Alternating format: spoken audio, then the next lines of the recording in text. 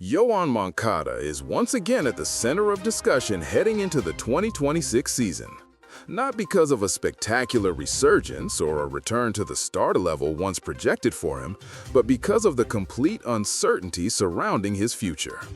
With over $107 million earned in his career and on the verge of surpassing $110 million in total earnings, the Cuban infielder enters another free agency period in which his destiny, for now, remains entirely unclear.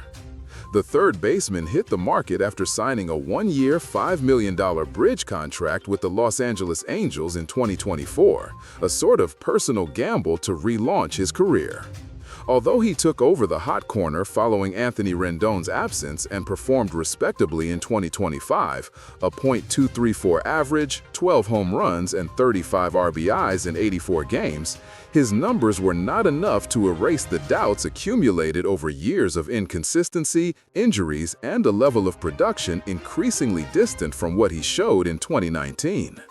The reality is that teams with urgent needs at third base have other names atop their priority list. Alex Bregman and Eugenio Suarez dominate the market's attention, leaving Moncada in a secondary role. Even clubs in need, such as the Mariners or Nationals, seem to view him only as a low-cost, short-term option. A return to Anaheim is not ruled out, but there are no firm signs that the organization considers him a priority.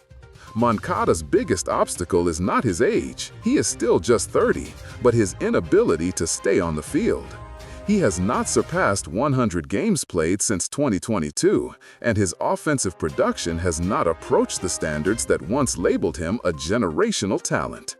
His current market value, estimated at $4.5 million annually, reflects what he represents today. An experienced player who can be useful at times but is far from a reliable guarantee.